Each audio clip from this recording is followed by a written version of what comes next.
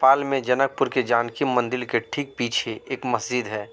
कहा जाता है कि जानकी मंदिर बनाने वाले कारीगर मुस्लिम थे और उन्होंने ही अपनी इबादत के लिए एक मस्जिद बना ली थी।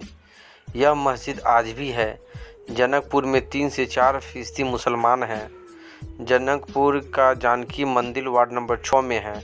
1990 के दशक में इस वार्ड से सईद मोमिन अध्यक्ष बनते थे। बाद में मोहम्मद इदरीस इस वार्ड के अध्यक्ष बने। विवाह पंचमी के समय सईद मोमिन और फिर बाद में मोहम्मद इदरीस जानकी मंदिर और राम मंदिर के बीच बारात की अगुवाई करते थे। जनकपुर के वरिष्ठ पत्रकार रोशन जनकपुरी कहते हैं कि बचपन में उन्होंने अपनी आंखों से देखा है कि कैसे सईद मोमिन और मोहम्मद इदरीस विवाह पंचमी में जानकी मंदिर की अगुवाई करते थे। रोशन जनकपुरी कहते हैं कि मुहर्रम का तजिया भी जानकी मंदिर के कैंपस में ही बनता था। मुसलमानों के लिए जानकी मंदिर का दरवाज़ा कभी बंद नहीं हुआ और न ही मुसलमानों को कभी लगा कि यह किसी अनजान मजहब का मंदिर है। एक वक्त था जब जानकी मंदिर के भंडारे में मुसलमान काम किया करते थे और भंडारे के लिए सब्जी भी उगाते थे, लेकिन अब जानकी मंदिर और मस्जिद के बीच की दूरी बढ़ गई है। मंदिर और मस्जिद के बीच एक दीवार खड़ी कर दी गई है। अब सईद मोमिन और मोहम्मद इदरीस की पीढ़ी खत्म हो चुकी है। विवाह पंचमी में अब अयोध्या से बारात आने लगी है। यह बारात अब स्थानीय से अंतर्राष्ट्रीय बन गई है और उतनी ही सियासी। 2018 में उत्तर प्रदेश के मुख्यमंत्री योगी आदित्यनाथ जनकपुर बारात लेकर पहुंचे थे। रोशन जनकपुरी कहते हैं, योगी की एंट्री के बाद जानकी विवाह में सईद मोमिन और मोहम्मद इदरीस के लिए बहुत कम जगह बची थी। 2014 में भारत में नरेंद्र मोदी के प्रधानमंत्री बनने के बाद नेपाल पर गहरा असर पड़ा है। अगर मैं जनकपुर की बात करूं तो 2018 में मोदी के जनकपुर दौरे से पहले और दौरे के बाद बहुत कुछ बदल दिया गया। शहर और सोच पर असर। सुबह के 10 बज रहे हैं। जानकी मंदिर के भीतर से हरे राम सीताराम की आवाज़ आ रही है। मंदिर के कैंपस में हनुमान की मुखौटा लगाए एक व्यक्ति घूम रहा है। बच्चे हनुमान जी के साथ सेल्फी ले रहे हैं। हम लोगों का कैमरा देख 40 साल के एक व्यक्ति ने पूछा, कहाँ से आए हैं? मैंने कहा, दिल्ली से। उन्होंने बिना पूछे ही बताया, प्रधानमंत्री भी आए थे। मैंने कहा, कौन? प्रचंड। उनका जवाब था, अरे नहीं भाई, मोदी जी। आपके प्रधानमंत्री तो प्रचंड है ना? उस व्यक्ति ने कहा, हाँ हैं, लेकिन मोदी जी भी हैं। मेरे साथ नेपाल के पहाड़ी इलाके से एक पत्रकार थे और जनकपुर के ही मुस्लिम पत्रकार। दोनों हंसने लगे।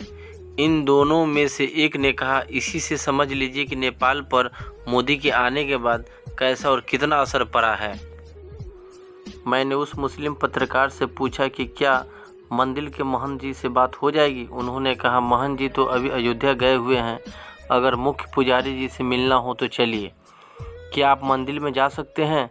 2018 में जनकपुर के तत्कालीन मेयर लाल किशोर शाह ने कई विवादी फैसले लिए थे। उनका जवाब था, सर ये जनकपुर है, मोदी जी का असर पड़ा है, लेकिन नेपाल में अब भी बहुत अच्छा है। चलिए पुजारी जी से मिलते हैं। उन्होंने गेट के बाहर अपने जूते खोले और मुख्य पुजारी के पास ले गए। जानकी मंदिर के मुख्य पुजारी ने बहुत ही अपनापन से मुस्लिम पत्रकार से हालचाल पूछा और फिर मुझसे बात हुई। भारत के प्रधानमंत्री नरेंद्र मोदी 2018 में जनकपुर आए थे। पीएम मोदी के जनकपुर आने से पहले और जाने के बाद शहर में कई तरह के परिवर्तन हुए। पीएम मोदी के स्वागत में जनकपुर उप महानगर पालिका के तत्कालीन मेयर लाल किशोर शाह ने शहर की कई दीवारों को भगवा रंग में रंगवा दिया था। जनकपुर उप महानगर पालिका का नाम बदलकर जनकपुर धाम उप नगर पालिका कर दिया था। नगर पालिका के कर्मचारियों के लिए यूनिफॉर्म तय किया गया था जिसका रंग भगवा था। सभी कर्मचारियों के दफ्तर पहुंचने पर जय जनकपुर धाम टाइटल का एक प्रार्थना गीत होता था। तब नसीम अख्तर नाम के एक मुस्लिम कर्मचारी ने इस फैसले को मानने से इनकार कर दिया था। लाल किशोर शाह ने पूछा कि उन्होंने इस तरह के फैसले क्यों लिए थे। शाह कहते हैं, हम जनकपुर को केसरिया नगर बनाना चाहते थे, इसलिए तब हमने सरकारी पैसे से भी लोगों के घर भगवा रंग में रंगवाए। सीता जी को भी भगवा रंग बहुत पसंद था। लाल किशोर शाह, इन फैसले से क्या पीएम मोदी खुश हुए थे? शाह कहते हैं, एयरपोर्ट पर पीएम मोदी की अगुवाई मैंने भी की थी। एयरपोर्ट से मोदी जी की जानकी मंदिर लाया था। इसके बाद मोदी जी का रंगभूमि मैदान में नागरिक अभिनंदन कराया था। पीएम मोदी को फिर छोड़ने गया तो उन्होंने खुद ही कहा था, मेयर साहब आपने तो यह एक तरह का रंग दे रखा है जनकपुर में। मैंने कहा कि जी मेरा यह फैसला था। मोदी जी ने कहा कि यह काफ़ी अच्छा है। नेपाल में हिंदुत्व की राजनीति का असर। डेनमार्क में नेपाल के राजदूत रहे और काठमांडू में centre for social inclusion and federalism नाम से एक थिंक टैंक चलाने वाले विजयकांत कर्ण कहते हैं कि नरेंद्र मोदी को जनकपुर में देखने हजारों की भीड़ आई थी। वह कहते हैं विदेश में मोदी को देखने और सुन इतनी बड़ी तादाद में लोग कभी और कहीं नहीं आए थे। रंगभूमि मैदान पूरी तरह से भरा हुआ था। ऐसा लग ही नहीं रहा था कि वो विदेश की धरती पर बोल रहे हैं। विजयकांत कर्ण कहते हैं नरेंद्र मोदी के प्रधानमंत्री बनने के बाद नेपाल में हिंदुत्व की राजनीति को बल मिला है। अगर धर्म की सियासी इस्तेमाल शुरू हुआ तो स्थिति खराब हो जाएगी। प्रधानमंत्री नरेंद्र मोदी के साथ रंजीत शाह, क्या संघ नेपाल को फिर से हिंदू राष्ट्र बनाना चाहता है? रंजीत शाह इस सवाल के जवाब में कहते हैं हर हिंदू यही चाहता है। हर हिंदू के मन में यही चाहत दबी हुई है। इसके लिए प्रयास जारी है। प्रयास के परिणाम भी अब आने शुरू हो गए हैं। भविष्य में ऐसा जरूर होगा। कुछ राजनीतिक व्यक्ति इस आड़ में अड़चन हैं। हमारे समाज के ही कुछ लोग अड़चन हैं। अगर नेपाल फिर से हिंदू राष्ट्र बन भी गया तो उससे हासिल होगा। रंजीत शाह इस सवाल के जवाब में सवाल करते हैं पाकिस्तान मुस्लिम राष्ट्र है तो क्या हासिल हुआ? मैंने कहा मुझे तो नहीं लगता है कि इस्लामिक राष्ट्र होने के कारण पाकिस्तान ने बहुत तरक्की कर ली है और वहाँ के मुसलमान खुश हैं। रंजीत शाह इस जवाब के बाद थोड़े असहज हो जाते हैं। फिर वो कहते हैं ऑस्ट्रेलिया ईसाई देश है तो क्या हासिल कर लिया? सच यह है कि ऑस्ट्रेलिया सेकुलर मुल्क है। रंजीत शाह कोई सही मिसाल नहीं चुन पाते हैं लेकिन अपनी सोच को सही साबित करने के लिए कहते हैं नेपाल जब तक हिंदू राष्ट्र था तब तक कोई सामाजिक मतभेद नहीं था। अल्पसंख्यक सबसे ज़्यादा सुरक्षित थे। जब से धर्मनिरपेक्ष हुआ है तब से वहाँ असुरक्षा बढ़ी है। अल्पसंख्यक समुदाय जिस भी इलाके में बहुसंख्यक हुआ है वहाँ के मूल आबादी पर तबाही मचा रहा है। वीरगंज में हिंदू बहुसंख्यक है लेकिन एक ही शमशान है, पर मुट्ठी भर अल्पसंख्यकों को पिछले 5 सालों में करीब 10 कब्रिस्तान और ईदगाह बने हैं। वीरगंज में स्थानीय हिंदुओं ने रंजीत शाह के उस दावे को खारिज कर दिया कि शहर में एक ही शमशान है। स्थानीय लोगों ने बताया कि कई ऐसी जगहें हैं जहाँ हिंदू शव को अंत्येष्टि करते हैं। भारत में तो आरएसएस की पार्टी बीजेपी है। नेपाल में कौन सी पार्टी है? रंजीत शाह कहते हैं यहाँ सारी पार्टियों के लोगों से अच्छे संबंध हैं। अयोध्या में राम की मंदिर बनाने के लिए गंडकी प्रदेश की काली गंडकी नदी से ही पत्थर लिया गया है। इस पत्थर को लेकर 2 शिला यात्रा निकली और इसकी अनुमति गंडकी प्रदेश की कम्युनिस्ट सरकार ने ही दी थी। नेपाल जब हिंदू राष्ट्र था तो वाकई मुसलमान ज़्यादा सुरक्षित थे। नेपाल के जाने माने पत्रकार और लेखक सीके लाल कहते हैं राजा अल्पसंख्यकों को सुरक्षा देकर उसमें अपनी वैधानिकता ढूंढते हैं लेकिन लोकतंत्र में बहुसंख्यवाद लागू हो जाता है। इसकी वजह से जिसका मत ज़्यादा होता है उसे ज़्यादा महत्व मिलने लगता है। इसी वजह से नेपाल के कुछ मुसलमान कहते हैं कि उनके लिए राजशाही ज़्यादा ठीक थी। यह एक अल्पसंख्यक मान्यता स्थिति है।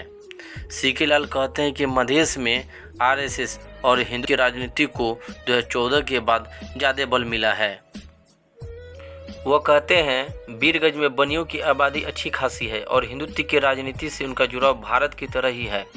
मुझे लगता है कि आरएसएस और हिंदुत्व की राजनीति नेपाल में ऐसी जोर पकड़ती रही तो आने वाले वक्त में दृढ़ बढ़ेगा। नेपाल तो इससे प्रभावित होगा ही लेकिन भारत पर भी इसका असर ठीक नहीं पड़ेगा। नेपाल के राजनेता इस हिंदुत्व की राजनीति से खुद नहीं लड़ेंगे बल्कि चीन को आगे करेंगे।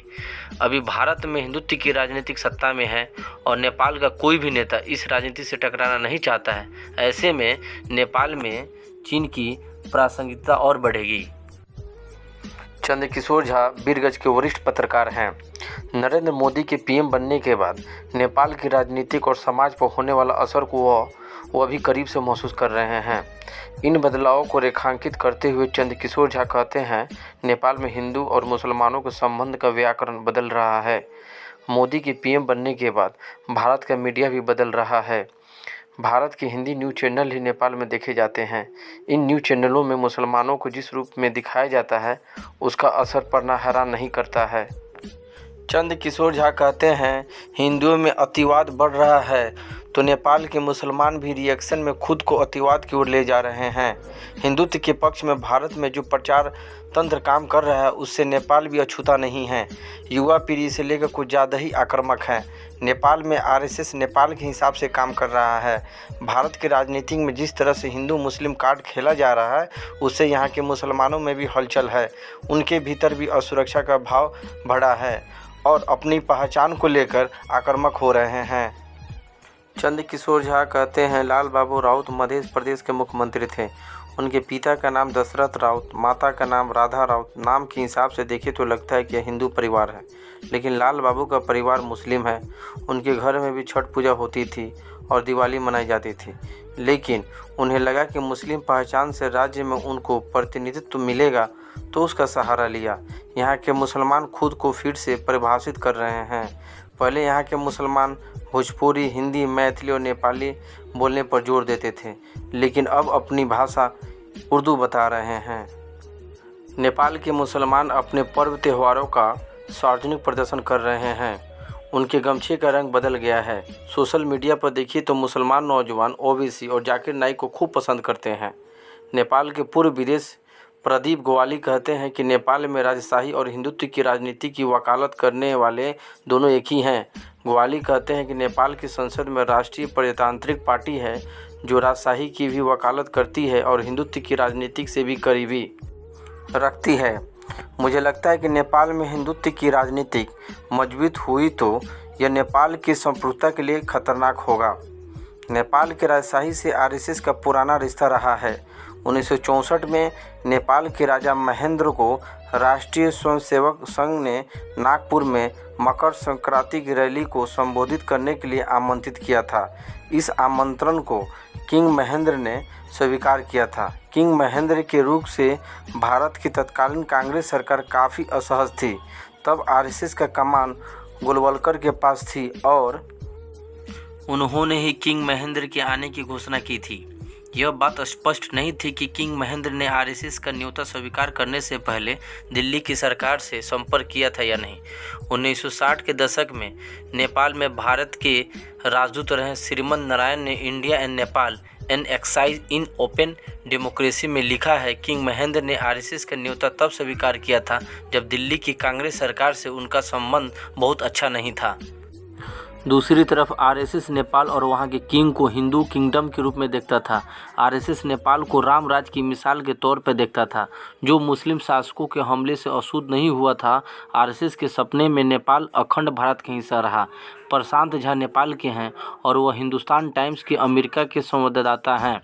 प्रशांत ने अपनी किताब battles of the new Republic में लिखा है, राजा वीरेंद्र पंचायती व्यवस्था के खिलाफ विरोध प्रदर्शन का सामना कर रहे थे।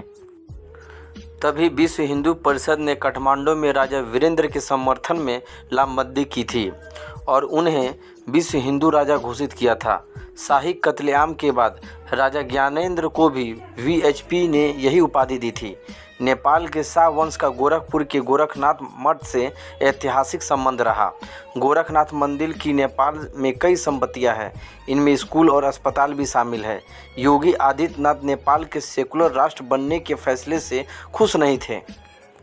यूपीए सरकार की नेपाल नीति को लेकर प्रशांत झा ने 2006 में योगी आदित्यनाथ से सवाल पूछा तो योगी ने जवाब में कहा था केवल नेहरू भारत को समझते थे। नेहरू को पता था कि नेपाल में राजशाही जरूरी है, इसलिए राणाशाही के बाद किंग को सत्ता में बैठाया था।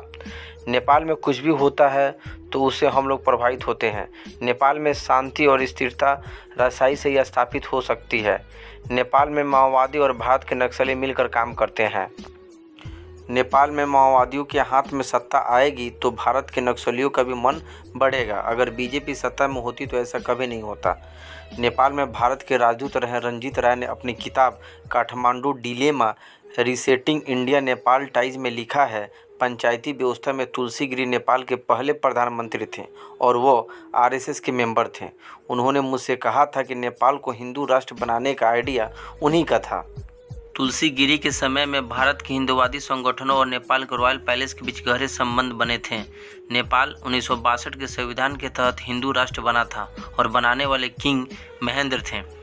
प्रशांत झा मानते हैं कि भारत की हर पार्टी और विचारधारा का प्रभाव नेपाल में रहा है और हिंदुत्व का प्रभाव भी इससे अलग नहीं है।